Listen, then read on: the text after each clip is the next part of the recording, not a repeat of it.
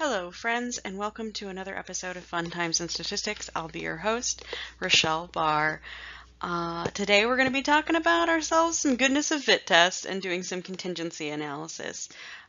This is going to be using a little bit of contingency tables. If you don't remember what a contingency table is, you might know it by a couple of other names. It's also called a two-way table or a cross tabulation, if that sounds familiar.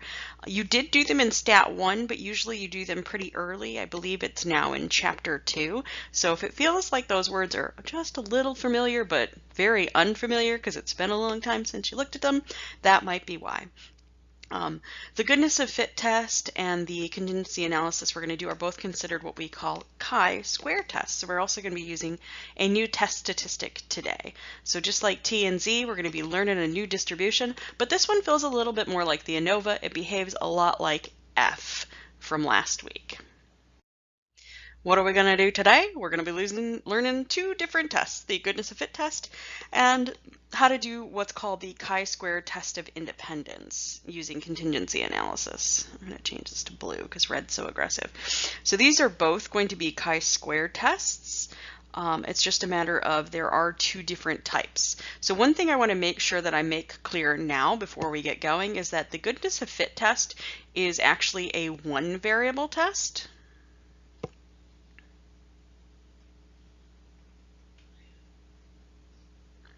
Woohoo! And then the chi-square test of independence is our two variable version. So the way we're going to think about this is these are kind of like, remember how I said the ANOVA was like the sledgehammer test? Chi tests are also those. They're one of the bigger tests that can do more to more data. Now, it might seem, looking at the fact that I just wrote the word one variable on there, that the goodness of fit test isn't all that important, but it totally is and has lots of applications. The other thing about this is you can do it to a lot more than just two variables as well, and you'll see how that works as we go forward. But more likely than not, when you're using chi, you're going to be using it to test for independence. So, this is the more popular of the two of them. I meant to draw a heart, but instead I drew a circle, so we'll draw a heart on top of it. I've used the independence test a million times. I shouldn't say a million. It's probably more like 100,000. I've used it a lot. The other thing I want to tell you about the independence test is you might remember back in the day in like your stat classes determining if things were independent, and that was when you looked at two variables and you asked yourselves, are they related to each other or not? And how you would determine that is you would calculate the conditional probability of one given the other had happened and compare it to just one of them happening to see if knowing B happened, did it have an impact on the probability of A? And if it had an impact, then they were related. They were not independent of each other. If it didn't have an impact, well, then these ended up being equal, and that would make them independent. Now that was all well and good, but if you had a lot of events floating around, like maybe A and B weren't your only events, you would actually have to test all of them, which takes forever. So if you were looking at a variable, like maybe you asked people what's their favorite board game and then you track their gender, favorite board game could have like 20 categories in it. So you'd have to check all 20 for both genders. You'd have to do 40 tests. And you'd have to do 40 different, well, actually you'd have to do 80 different probability calculations. That seems like a lot of work. Chi will take care of that for you, and it'll only do it in just one test, which is kind of lovely. I really like the chi-square test of independence because I thought it was a lot easier than just making a bunch of probabilities and trying to figure out which ones I was supposed to check, and it was very confusing. Oh, Minitab and Excel are definitely going to save us on this one.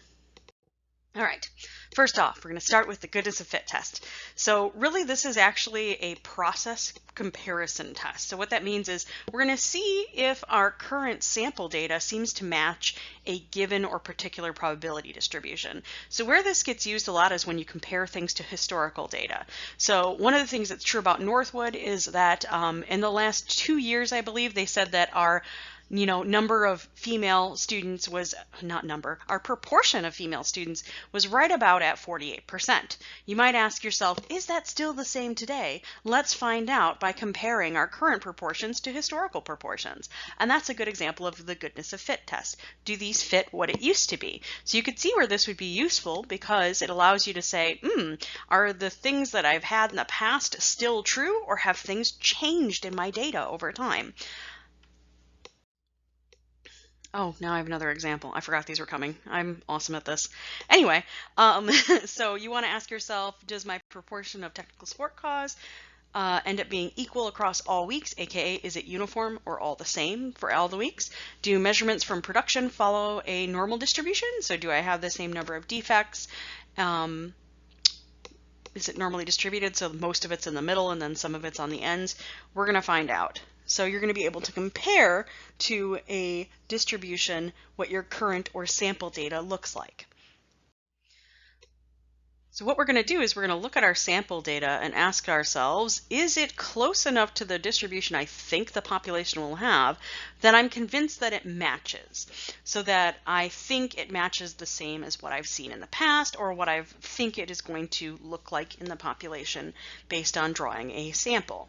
Now, when you're doing this, you're going to have to be careful because it might be that it works for some of your categories in your or some of your groups, but not others. So what's interesting is Kai is actually going to also indicate that for you, and you're going to see how to check for that in our mini tab this week as well. For now, we're just going to focus on learning the Kai test and what it tells us. So here's what the chi-square test statistic looks like. And I don't want you to be scared when you look at this. The big thing is that you're looking at your observed data. So this is going to be the stuff from your sample. Woohoo! Compared to what you expected. So be thinking, you know, what the population data should look like, or historical data. And then the rest of this should look familiar. I'm squaring it so that I don't lose any information by negativity, and then dividing it by the expected value because that will also keep track of what's happened relative to size. So if one of your groups happens to be much larger than the others, you're going to be only comparing large groups to large groups and small groups to small groups. And that's why we want to choose to divide by that. You also might remember that expected value from a long time ago was the mean of a probability distribution. This guy, yeah, from a long time ago. You got to sum over all the x's, however many you happen to have, that kind of thing. So the big thing with that is it is going to behave a lot like expected value. This should look fairly close to some probability calculations because it is. This is the same as doing the probability of an event happening compared to the probability in the population happening and them being independent. If you'd like to see that calculation, I'm going to do it in one of the examples this week. Not in this video because I don't want to overload you with information. Anyway, the most important thing you need to remember about the chi-square goodness of fit test is that the sample size should be large enough so that all of your categories or groups have at least 5 in them. The problem is once it gets smaller than 5, the chi-square test has a really hard time detecting differences, so we need it to be at least that big. You may remember from back in the proportion tests that we needed to have at least 5 successes, 5 failures. Excuse me, and for the 2 proportion tests, we had to have 5 successes and 5 failures for each of our proportions. That was when we were doing that NP stuff, bigger than or equal to 5. That's because the goodness of fit test is really just like the grown-up version of the proportion tests, and you can have any number of proportions. It follows the same statistics. Alrighty, so here's an example using the chi-square goodness of fit test. So a city has a mass transportation manager that believes that if everything is running as planned, then ridership, so we're thinking like buses and trains, between Mondays and Fridays, so aka the work week, should be about 25% less than what they see on Saturday and Sunday. So people going out and doing more stuff. That might not be so true nowadays, but anyway, here we go. So she wishes to test this based on some sample production data. So she claims, hey, it looks like it's uniform over Monday through Friday, and then 20% less on the weekdays. And then you'll notice our ha says that, I think it's either not uniform and not less. So another way you could phrase this one, if you don't like how that's said, you could also say just, you know, at least one day is distributed differently.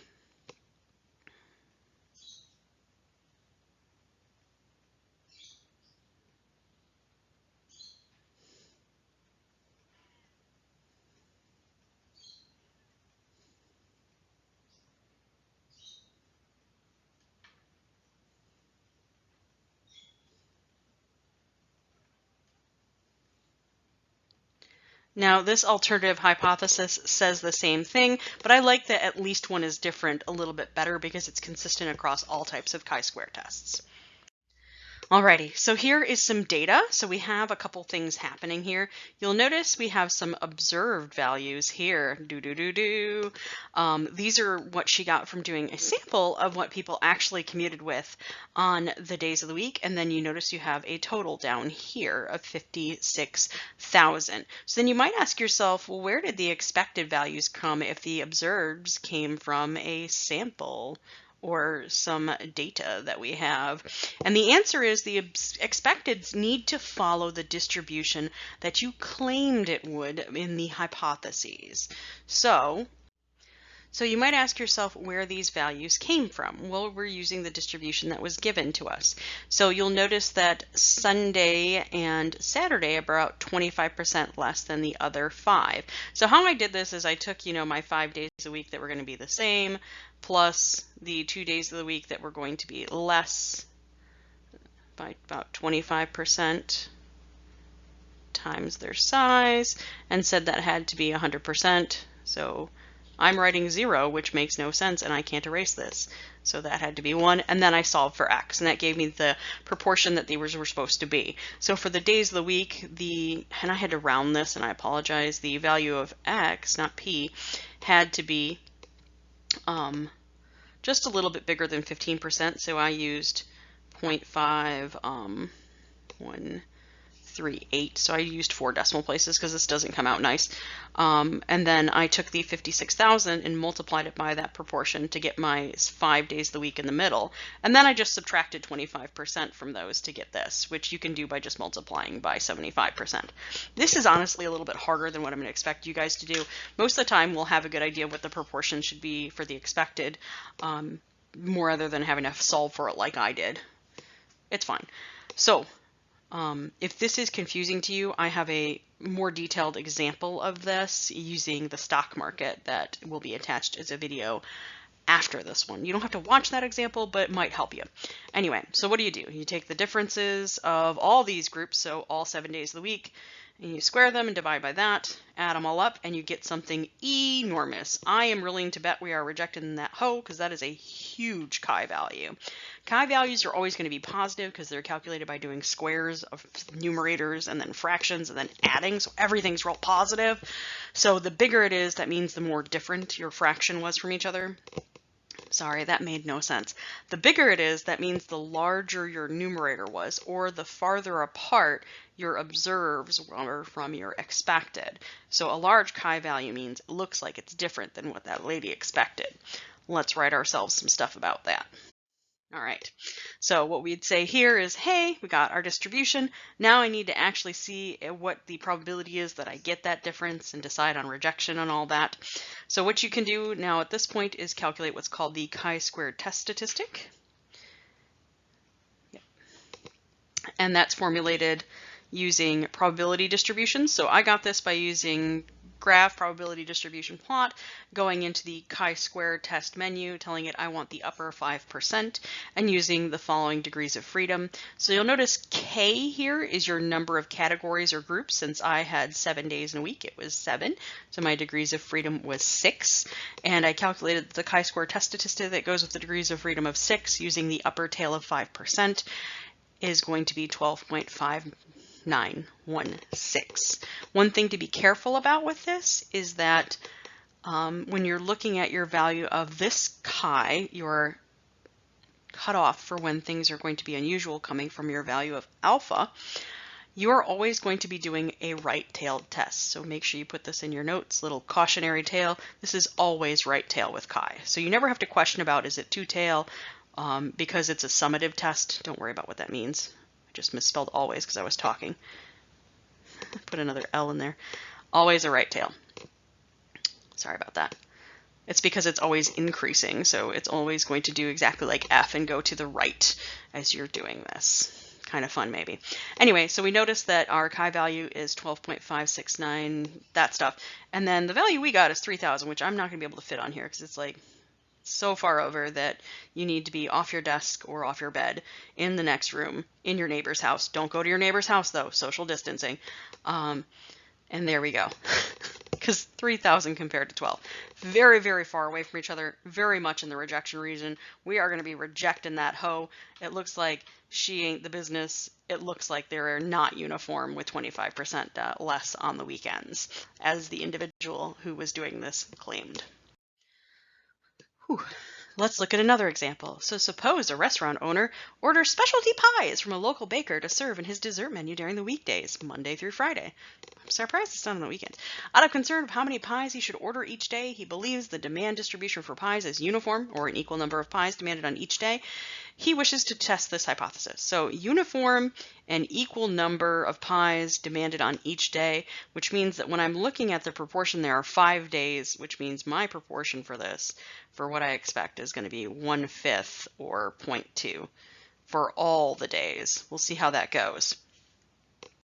Let's create ourselves some information. So he takes a random sample of 40 Mondays and 40 Tuesdays and etc. and calculates how many of each pie there was. So you'll notice here's the actual number of pies that were ordered. This seems like a lot. Must be a huge restaurant. Maybe it's a chain. I don't know. That seems like a lot.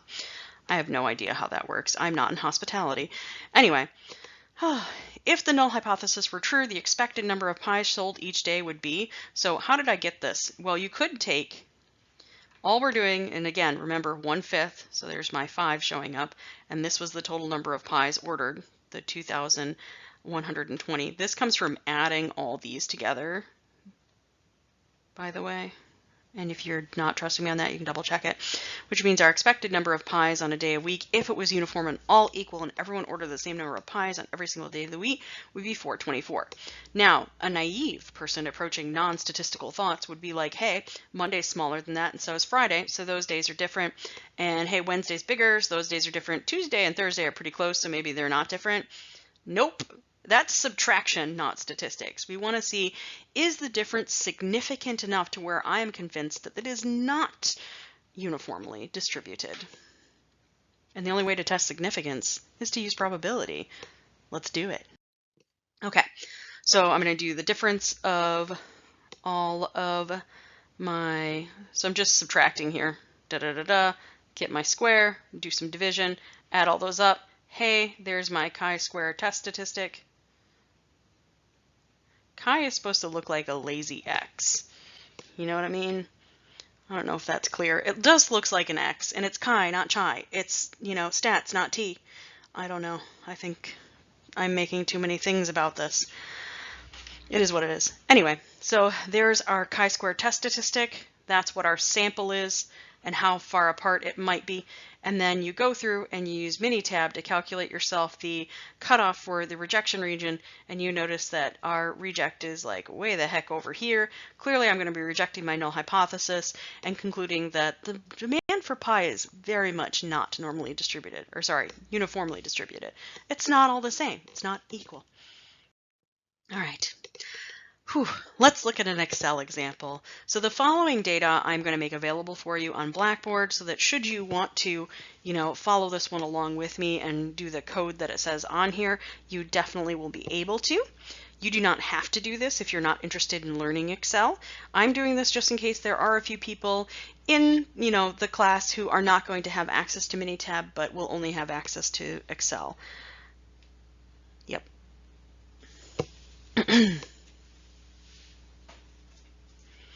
I forgot what I was doing. Oh, I've got to read through this question. So a company makes wood moldings for door frames and windows. They first rip raw lumber into small strips, then the manufacturer claims that rip saw cuts an average deviation of 0 from the target, and the difference from the target will be normally distributed with a standard deviation of 0.01 inch. So they're measuring how far it should be from target, and hopefully it's not much. The company has recently become concerned that the rip saw might not be coming to the manufacturer's specifications. Might need some recalibrating. Let's find out.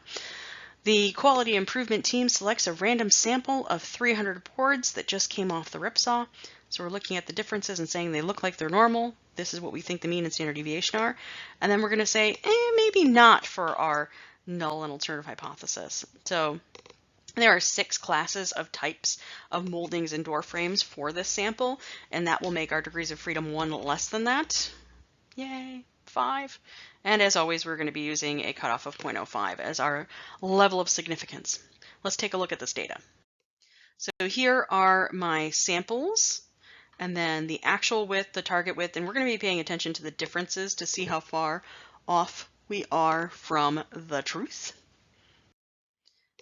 So if you want to open the file, you can, and I've got the Excel code here for how you can count for the differences to see how many are that far apart, and then we're creating our classes using that. Minitab will do this for you, so I'm going to also show you how to do that on Minitab. And then I'm creating my normal distribution for the difference of the sum right here. That's where these values are coming from. And then to get the expected frequency, we're just going to multiply those two together. So this column is made by doing this times that. Anyway, and then we calculate the differences based on chi by taking the observed O in column K and the expected and subtracting them, then squaring it and dividing by the expected. And that's where these values came from. And then we add those all up to get our chi. Then last but not leastly, I am now on step 8. And that's where we let chi, using the chi test, tell us what the p-value would be. So there's our p-value if you would like to use Excel. I would not suggest you necessarily do this if you have Minitab, because Minitab will just ask you where is your data, and then you hit OK and it does this. You don't have to do all this work for counting and getting the test. Anyway, oh, look at that P. It's so, hopefully you yelled small because we're not in the same room together. Yep, you know what that means. It's time to reject the hoe. All right, so since we have a small p-value, it looks like we're going to reject the null hypothesis. The ripsaw is not currently meeting the manufacturer's specification. It is not doing a normal distribution as it was so claimed. In this case, we should probably take our saw and then readjust it some, run some test strips, and see if we can improve that model. Yep. That's it. I mean, if you want to read through all the details I wrote there, no big deal. Meh, moving on. All right, let's start looking at contingency analysis. So this is the second type of chi-square test, and again, it's mostly used to determine independence. One of the ways you can think about independence is it will tell you whether or not the two characteristics you're looking at or two variables you're looking at are related. So if they're not related to each other, they will be independent, and if they are related to each other, they will be not independent or dependent, depending on how you want to look at it. So we're going to be using contingency tables, which will have two variables on them, one making the rows and one making the columns. And we're going to be looking at possibly multiple populations. You can do this on one population, but usually it's used on multiple populations. And most importantly, and this is where I'm like annoyed with Grobner a little bit. Where is my mouse? It says categorical data. You might also know this as qualitative data, depending on who you are.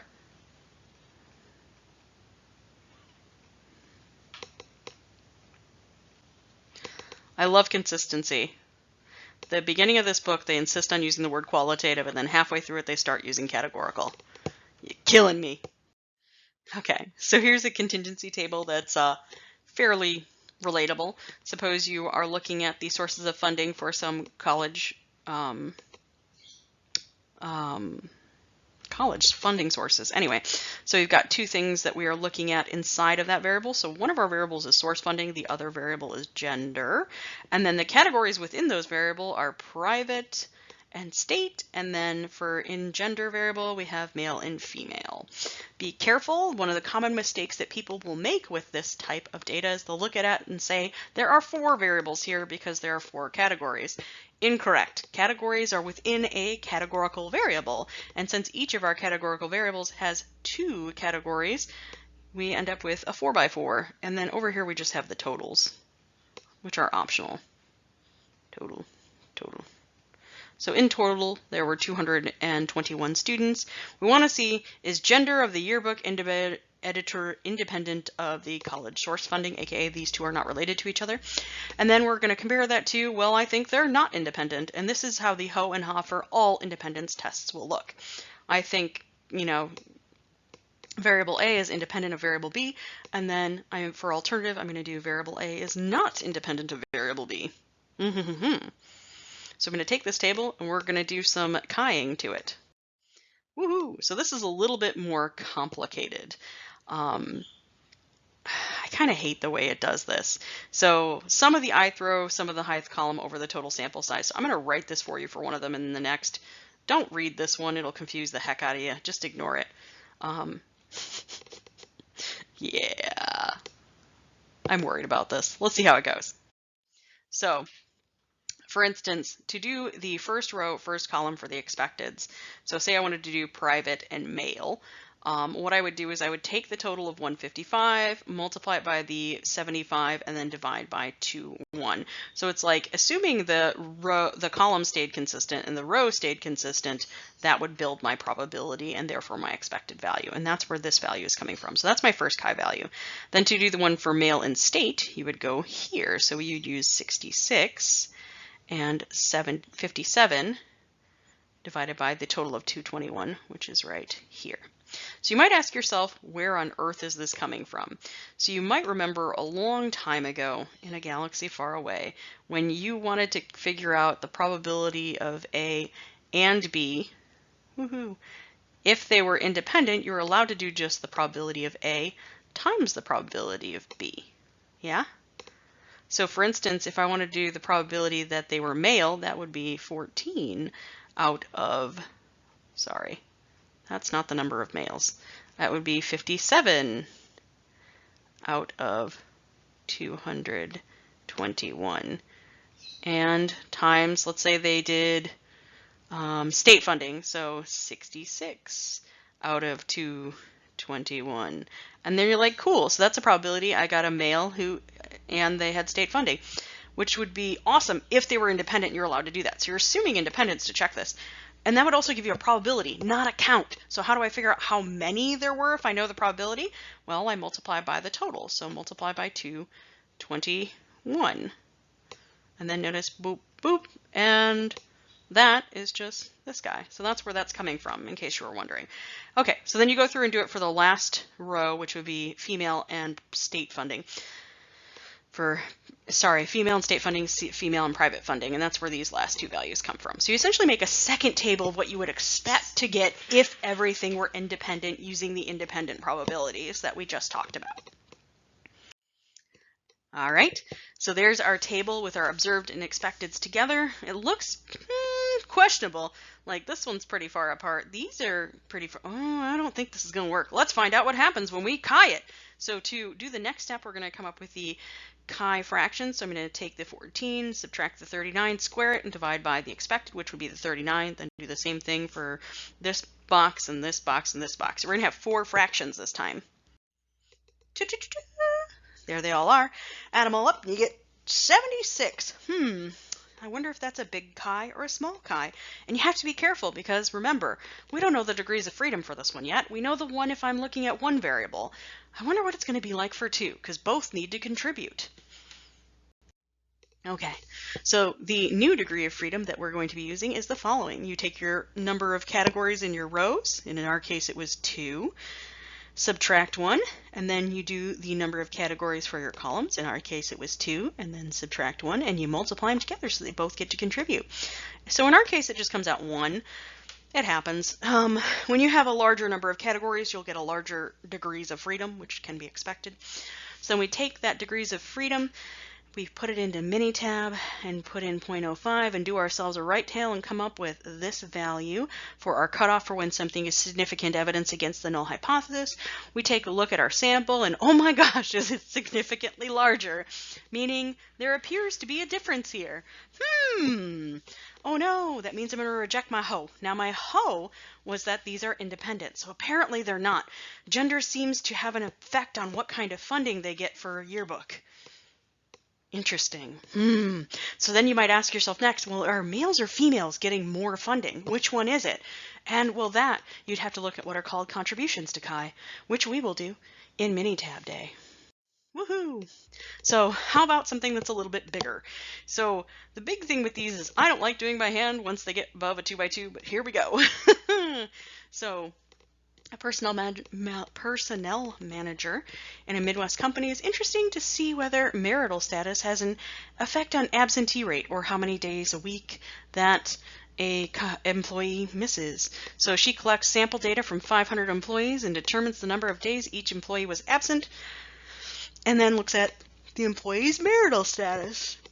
So we have the following contingency table. What I find kind of interesting about this is that, you know, there's one group that's significantly larger than another. We have way more single people.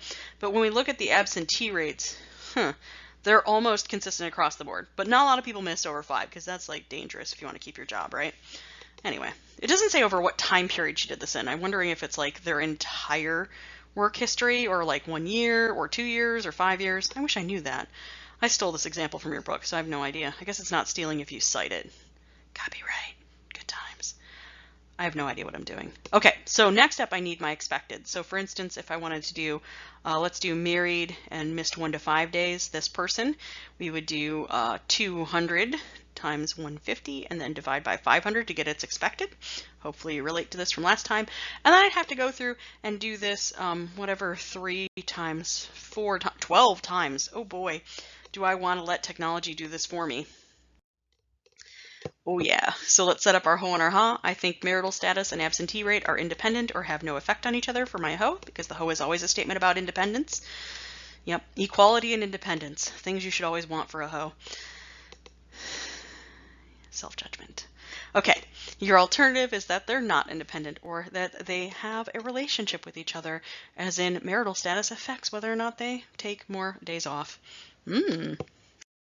Let's get this party started. So again, to figure out these expecteds, what we're doing for like this entry, which we see right here, that was found by doing the row, which was 150, times the column, which is 200,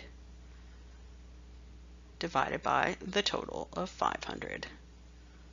Ta-da! And if you calculate that, you'll get 60. And then you go through and do all of them.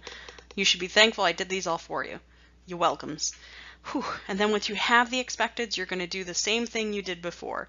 I'm going to take all of my entries, going through all the rows and all the columns in here. So I got to do all of this row and all, oh, that's a column, and that column, and that column. You don't do the totals for this. Okay? Be careful. That's a mistake people will make. And in particular, in Minitab, we won't be putting the total columns in, because otherwise it'll think they're supposed to be there and contributing to your chi. Anyway, so I got to take my observed minus my expecteds, square it, and then divide by the expected. So you'll see me doing that right here. 84 minus 80 squared divided by 80, and then I move down the column, 50 minus 60 divided by 60, and yada yada yada, and do that 12 times. And you get only 10.88. That's kind of small. Let's find out if that chi is significant or not on this stats journey. I have no idea what I'm saying anymore. Anyway, so here is my test statistic. Boop, boop, boop, boop, boop, boop.